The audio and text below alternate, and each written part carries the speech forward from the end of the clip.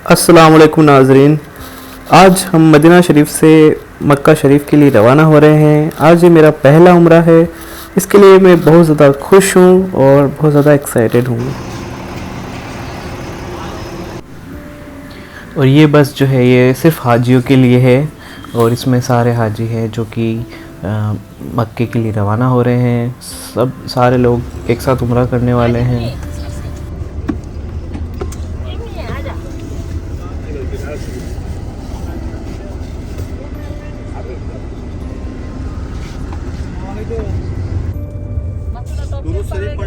दोस्तों, जब हम मदीने से मक्का के लिए रवाना हो रहे हैं तो हमें जो मिकात पॉइंट मिलेगा सबसे पहला वो है ज़ुल्हलैफ़ा।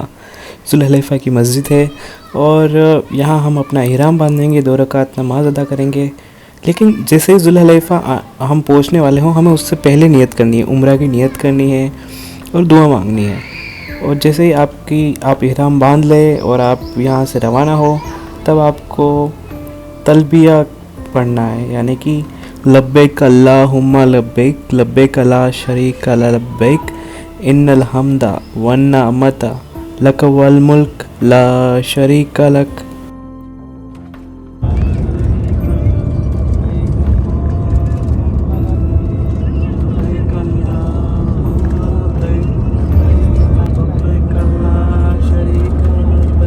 दोस्तों, मदीने से मक्का शरीफ का जो सफ़र है वो है तकरीबन 450 किलोमीटर। उसमें करीबन 4 घंटे लगते हैं और हम काफ़ी लेट हो चुके हैं अभी इस वक्त।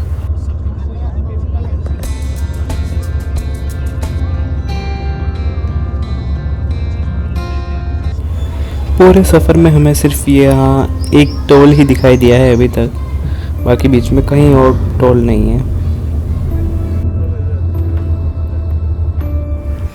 दोस्तों, उम्रा आने का मेरा 10 या 15 दिन पहले कोई प्लान नहीं था। मैं किसी और कंट्री में जाना चाह रहा था। दिसंबर एंड में कितनी छुट्टियाँ बची हुई थी, तो मैंने अपने वालिद साहब को बताया कि मैं कौन सी कंट्री जाऊँ। तो उन्होंने मुझे बोला कि सबसे बेहतर है आप उम्रा करो, उम्रा पे जाओ। और देख, अल्लाह के हुक्म से मुझे उम्रा आने का मौका मिल गया। हम मक्का पहुँचने वाले हैं। हम अब ज़्यादा दूर नहीं है, सिर्फ 25 किलोमीटर होगा अब यहाँ से। तो आप देख सकते हैं हमें बिल्डिंग्स नज़र आ रही है, तो हम बहुत करीब हैं। जबकि मैं किसी ग्रुप के साथ तो था नहीं, अकेला आया था उम्रा करने के लिए। तो फिर मैंने अपने एजेंट को बोला था कि आप मुझे मेरी सिर्फ होटल बुकिंग देखिए और मेरी टिकट्स का देखिए, बाकी जो फूड और ट्रांसपोर्टेशन मैं वहाँ जाने के बाद मैं खुद मैनेज करूँगा। तो वो मेरा डिसीज़न सही भी था, क्योंकि मैं ज़्यादातर ज़ियारत के लिए बाहर ही होता और बाहर ही खाता, तो इसलिए मैंने ये डिसीज़न लिया। और ये काफ़ी सही भी साबित हुआ, क्योंकि इससे क्या है कि आप ज़्यादा इन्वॉल्व होते हो, ज़्यादा इंटरेक्ट करते हो लोगों के साथ, तो वो अच्छी चीज़ है।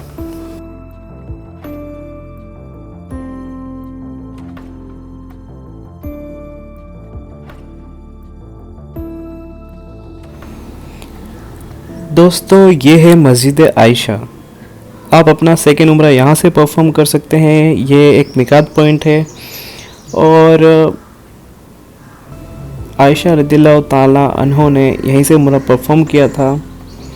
आप चाहे तो अपना सेकेंड उम्रा यहाँ से करिए, या फिर इससे भी अफजल है आप मस्जिद ज़ोराना से करिए, क्योंकि आप सल्लल्लाहु अलैहि वसल्लम ने वहीं से उम्रा परफॉर्म किया था, जो कि सिर्फ 80 किलोमीटर की दूरी पे है।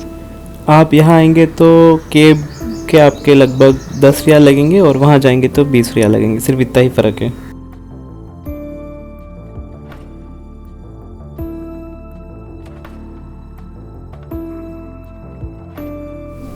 दोस्तों, ये जो आप देख रहे हैं ये है मक्का टावर, और इसकी बनावट ऐसी है कि आप मक्का शरीफ में कहीं भी खड़े हो आपको ये दिखेगा और इसकी क्लॉक भी दिखेगी। तो ये बहुत ही खूबसूरत है।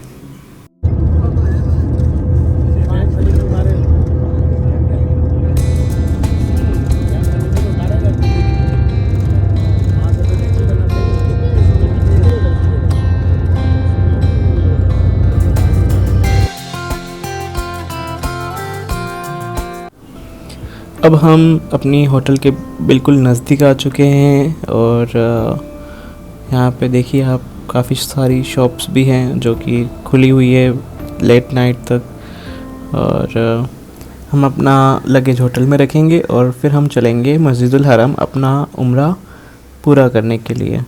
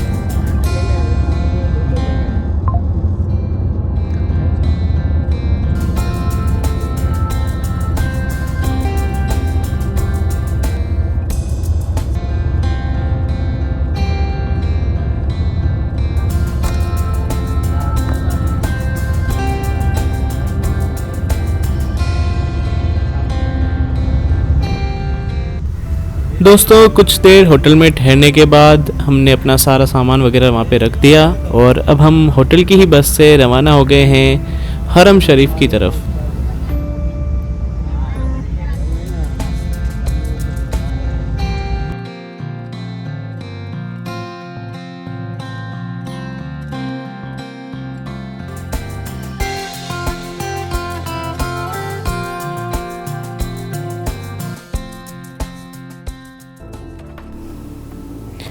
दोस्तों अब हम मस्जिदुल हरम पहुंच चुके हैं। सुबह के करीब 3:30 बज रहे हैं और मैं काफ़ी ज़्यादा एक्साइटेड हूं क्योंकि मैं पहली बार काबा शरीफ को देखने वाला हूं आज।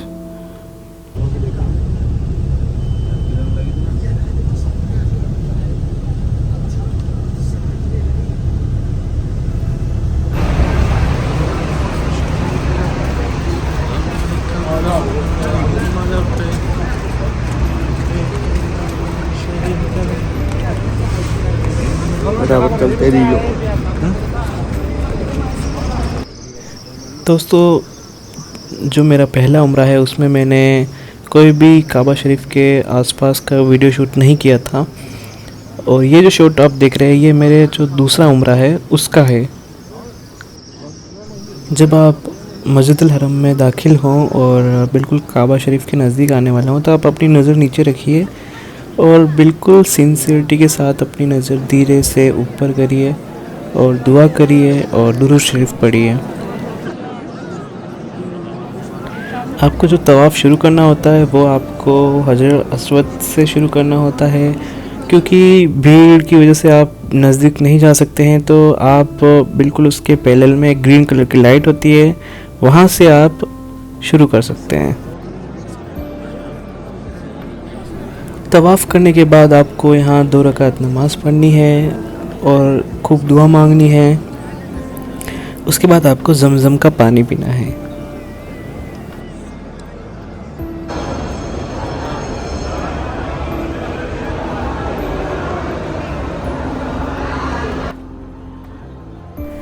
दोस्तों अब आपको सफ़ा मरवा के जो पहाड़ हैं उनके बीच में आपको 7 चक्कर लगाने हैं। याद रखें कि सफ़ा से मरवा चलने पर आपका एक राउंड कंप्लीट होता है और वापस मरवा से सफ़ा आने पे आपके 2 राउंड कंप्लीट हो जाएंगे।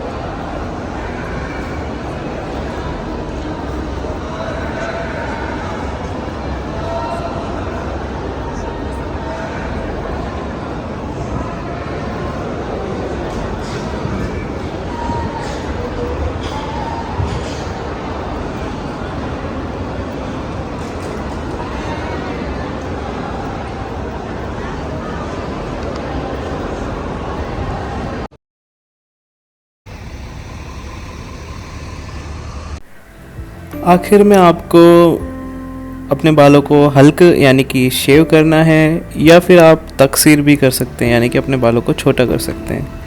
इसी के साथ आपका उम्रा कंप्लीट हो जाएगा।